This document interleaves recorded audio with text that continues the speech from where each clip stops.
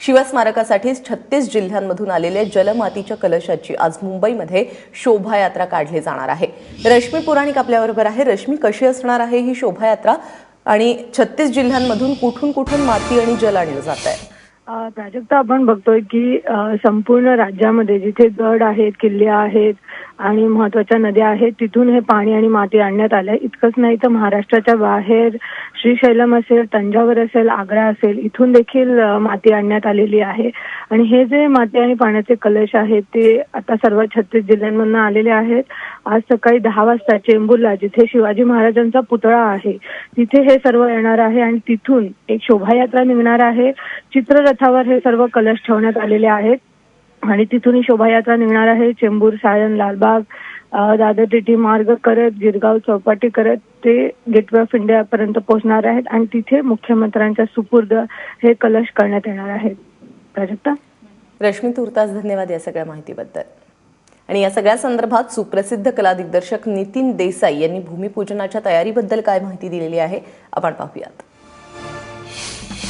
जिथे भूमिपूजन होणार आहे, जसं मी म्हटलं की जलपूजन आणि भूमिपूजनासाठी एक स्पेशल हॉवरक्राफ्ट बंद जेव्हा PM साहेब जाणार आहेत त्याच्या स्वागतासाठी एक गड किल्ल्यांसारखा तिथे पंडाल तयार करण्यात आलेला आहे, जिथे हे सगळे आमदार, खासदार, मान्यवर जे वेगवेगळे राजघराण्यातले आणि राजांबरोबरच महाराजांच्या सरदारांच्या घराण्यातली पण लोकांना तिथे निमंत्रित केलं जाणार आहे। त्यांच्याकडनं जे कलश जेव्हा CM साहेब देतील PM साहेबांना, तेव्हा त्यांची ती ओळख झाल्यानंतर जेव्हा आत जातील तर एक छान पद्धतीची फिल्म करण्यात आलेली आहे। 6 मिनिटाची फिल्म PM साहेबांना दाखवतील आणि स्मारक आपण कसं घडवू इच्छितो आपल्या राजाचं, त्याचं ते सादरीकरण असेल। इकडे भूमिपूजनाची तयारी सुरू आहे तर दुसरीकडे शिवस्मारकाच्या भूमिपूजनाला विरोध करणाऱ्या मच्छीमार कृती समितीची मनधरणी करण्यात मुख्यमंत्र्यांना अखेर यश आलेलं आहे। रात्री उशिरापर्यंत चाललेल्या या बैठकीमध्ये मच्छीमारांनी आपल्या काही मागण्या मुख्यमंत्र्यांसमोर ठेवल्या आणि त्यानंतर गांभीर्याने त्यावर विचार करण्याचं आश्वासन देखील मुख्यमंत्र्यांनी दिलं। मासेमारीची सीमा जास्तीत जास्त ठेवणं, स्मारकातून उपलब्ध होणाऱ्या नोकऱ्यांमध्ये मच्छीमारांच्या मुलांना प्राधान्य आणि मच्छीमारांची 15 प्रतिनिधींची समन्वय समिती स्थापन करणं या मागण्यांसह एकमत झाल्याने हा विरोध मावळलेला आहे। आज मुख्यमंत्र्यांनी क्लिअर केलं की तुम्हाला 1 इंचाची सुद्धा बंधन तिथे निर्बंध असणार नाही मासेमारी बोटीला ये जा करण्यासाठी किंवा मासेमारी करण्यासाठी। त्यामुळे काही जे समाधानकारक होतं ते आम्ही घेतलेलं आहे आणि देशाचे पंतप्रधान या उद्घाटनासाठी येत आहेत म्हणून मुख्यमंत्र्याचा आज मान ठेवून आणि पंतप्रधानाचा मान ठेवून आम्ही फक्त 24 तारखेचं जे आंदोलन आहे हे तात्पुरती स्थगिती केलेलं आहे। 500 रुपये खर्च करून एखादा शिवप्रेमी वारंवार तिथं जाऊ शकत नाही किंवा त्याची त्या बोटीतून, नावेतून जाण्याची त्याची मानसिकता राहणार नाही।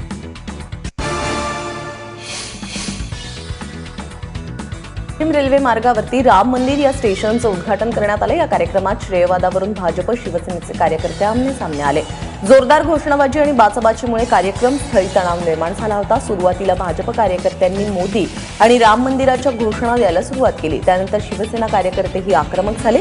त्यामुळे भाजप नेत्यांच्या भाषणामध्ये सेना कार्यकर्त्यांनी व्यत्यय आणला तर शिवसेना नेत्यांच्या भाषणामध्ये भाजपने घोषणाबाजी करून राडा केला। पोलीस मात्र दोन्ही बाजूच्या कार्यकर्त्यांना शांत करण्यासाठी झटत होते। शिवसैनिकही गोंधळ घालू शकतात याचं भान बाकीच्यांनी ठेवायचं आहे। ठाकूर साहेब, तुम्ही किती सांगितलं तरी तुमच्या पत्नीला खिचेसारखा वनवास घडवला त्या लोकांनी, भाषण करू दिलं नाही। मोदी हा रामापेक्षा मोठा नव्हते नाही आहेत। बीजेपी के नेता है उनको कार्यकर्ताओं के ऊपर पकड़ नहीं है। ये पूरे जो लोग हैं ये बीजेपी के लोगों ने लाए होते हैं, हमेशा होता है। अच्छा, क्या कहेंगे? नहीं, ऐसा कोई आरोप वगैरह किया होगा तो मैंने तो सुना नहीं है। हमारे कार्यकर्ता और हमारे नेता सब एक है। हमको हमारे यहाँ कोई कार्यकर्ता और नेता में कोई फर्क नहीं होता है। तिकडे पुणे मेट्रोच्या वादामध्ये आज काँग्रेस भूमिपूजनाचा कार्यक्रम करणार आहे। माजी मुख्यमंत्री पृथ्वीराज चव्हाण यांच्या हस्ते आज पुणे मेट्रोचं भूमिपूजन होईल। भाजपनं पुणे मेट्रो आधी नागपूर मेट्रोचं भूमिपूजन का केलं असा सवाल चव्हाणांनी विचारलेला आहे। दरम्यान उद्या मोदींच्या हस्ते पुणे मेट्रोचं भूमिपूजन होणार आहे। या कार्यक्रमाला शरद पवार उपस्थित राहतील, मात्र महानगरपालिकेने शरद पवारांच्या हस्ते उद्घाटन करण्याचं ठरवलेलं असताना मोदींच्या हस्ते उद्घाटन का असा सवाल काँग्रेसनं उपस्थित केला आहे। माझा तर बिलकुल आग्रह नाही की मला खुर्ची द्या, मला शेजारी बसवा. आणि आमचा मुद्दे आता कार्यक्रम काय ठेवला मला माहिती नाही, परंतु 23 तारखेला आम्ही पुणेकरांना हे सादर करणार आहे की हा मुद्दाम उशीर झालेला आहे, याचा जाब पुणेकरांनी तिथल्या स्थानिक लोकांना आणि भारतीय जनता पक्षाला विचारला पाहिजे. सुरेश लाड यांच्या उपस्थितीमध्ये त्यांच्या समर्थकांनी खोपोलीतील ॲडलॅबच्या HR मॅनेजरला बेदम मारहाण केली. सुरेश लाड यांच्या समर्थकांनी ही गुंडगिरी कॅमेऱ्यात कैद झालेली आहे. धक्कादायक बाब म्हणजे या प्रकरणी अद्याप पोलिसात तक्रार दाखल झालेली नाही. ॲडलॅब कंपनीने तय्यब खान नावाच्या कर्मचाऱ्याला कामावरून काढून टाकलं. त्याविरोधात तय्यबने उपोषण सुरू केलं. आमदार सुरेश लाड हे कार्यकर्त्यांसह या कर्मचाऱ्याला भेटण्यासाठी गेले होते. त्यावेळी कंपनीचे HR मॅनेजर इवान हे सिगरेट ओढत होते. आमदारासमोर सिगरेट का ओढतो असा जाब विचारत सुरेश लाड यांच्या समर्थकांनी मॅनेजरवरती हात उगारला. इकडे मुंबई विमानतळावरती एका इसमाला नवीन नोटांसह अटक करण्यात आलेली आहे. अशरफ वतील असे या अटक करण्यात आलेल्या व्यक्तीचं नाव असून त्याच्याकडून 28 लाखांच्या नवीन नोटा जप्त करण्यात आल्या. जप्त करण्यात आलेली सर्व रक्कम 2000च्या नोटांच्या स्वरूपात असल्याची माहिती कस्टमच्या अधिकाऱ्यांनी दिलेली आहे. आरोपीने या सगळ्या नोटा कुकर, खेळणी आणि जीन्समध्ये लपवल्या होत्या. जेट एअरवेजच्या विमानाने मुंबईहून दुबईला जात असताना कस्टमच्या अधिकाऱ्यांनी आरोपी अशरफला अटक केली. दरम्यान या प्रकरणी आरोपीची चौकशी सुरू आहे. नोटबंदीनंतर राज्यभरात 3000हून अधिक बँक खात्यांमध्ये 1 कोटींपेक्षा अधिक रक्कम जमा झाल्याचं उघडकीस आलेलं आहे. या 3000 खात्यांमध्ये मुंबईतील बँक खात्यांचा समावेश नाही. नोटबंदीनंतर झालेल्या संशयास्पद बँक व्यवहाराची आयकराच्या पुणे विभागानं माहिती प्रसिद्ध केलेली आहे. धक्कादायक म्हणजे राज्यातील 1200 पेक्षा अधिक जनधन खात्यांमध्ये संशयास्पद व्यवहार झाल्याची माहिती आयकर विभागानं दिली आहे. एकीकडे काळ्या पैशाचं घबाड सापडतंय तर दुसरीकडे पुण्यामध्ये एका शालेय विद्यार्थ्याने प्रामाणिकपणा दाखवलेला आहे. रितेश बल्ला या 9वीत शिकणाऱ्या विद्यार्थ्याला निलायम थिएटरजवळ 7,000ची रक्कम सापडली. मात्र हे पैसे त्याने स्वतः न ठेवता दत्तवाडी पोलीस स्टेशनमध्ये नेऊन दिले. मुंबई महानगरपालिकेतील कंत्राटी सफाई कर्मचाऱ्यांच्या लढ्याला अखेर यश आलेलं आहे. तब्बल 2700 कंत्राटी कर्मचाऱ्यांना मुंबई महानगरपालिकेमध्ये कायम करण्याचे आदेश मुंबई उच्च न्यायालयाने दिलेले आहेत. कायम करण्यात येणाऱ्या कर्मचाऱ्यांना 2007 पासून आर्थिक लाभ देण्यात येत आहेत. पिंपरी चिंचवड महानगरपालिकेच्या सर्वसाधारण सभेमध्ये 2 नगरसेवकांमध्ये चांगलीच खडाजंगी पाहायला मिळाली.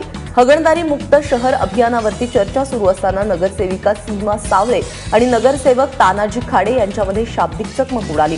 सीमा सावळे या पेड न्यूज देत असल्याचा आरोप करत ते सिद्ध करून दाखवतो असा दावा करत तानाजी खाडे यांनी दंड थोपटले. खाडेंचा हाच पवित्रा खटकल्याने सावळे यांच्या अंगावरती ते धावून गेल्या. खाडे आणि सावळे यांच्या गैरवर्तनावरती महापौर शकुंतला धरहाटे यांनी खडे बोल सुनावले. सभागृहाचा अपमान केल्याचा त्यांच्यावरती ठपका ठेवला गेला. अखेर महापौरांनी विषय मंजूर करून दोघांना सभागृहातून बाहेर काढलं.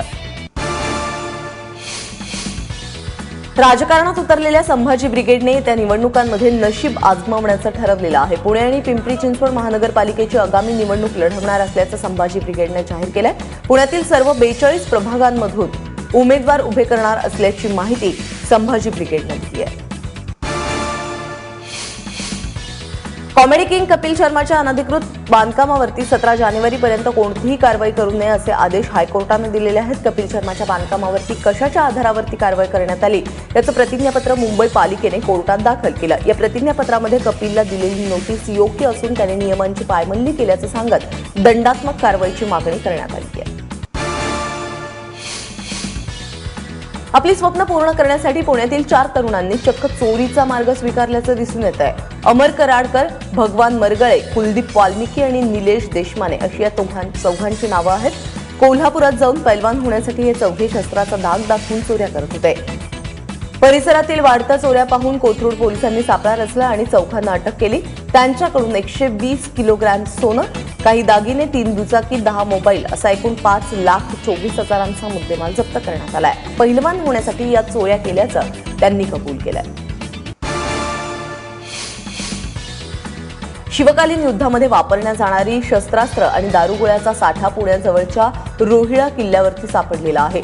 शिवदुर्ग संवर्धन संस्थेच्या कार्यकर्त्यांना हा जो साठा आहे तो गडावर सापडलाय. स्वच्छता करताना हा अनमोल ठेवा सापडलेला आहे. यामध्ये 300 गोफण गुंडे, तोफेचे काही गोळे, भल्या मोठ्या शिशाच्या विटा आणि छर्र्याच्या गोळ्या सापडल्यात.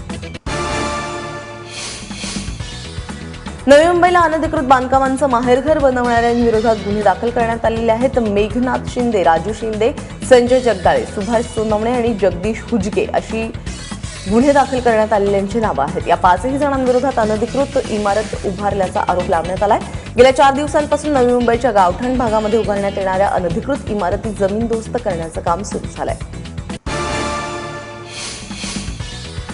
याकूब मेमनची मेहुणी रुबीना मेमन हिचा फर्लोचा अर्ज मुंबई हायकोर्टानं फेटाळून लावलाय. 1993 मध्ये मुंबईत झालेल्या बॉम्बस्फोट प्रकरणी दोषी असलेल्या याकूब मेमनला गेल्या वर्षी फाशी देण्यात आली. अशा परिस्थितीमध्ये रुबीनाला जामीन दिला तर घरी तिला भेटण्यासाठी लोकांची गर्दी होईल आणि त्यामुळे कायदा सुव्यवस्थेचा प्रश्न निर्माण होण्याची शक्यता आहे. त्यामुळे रुबीनाचा जामीन अर्ज फेटाळलाय.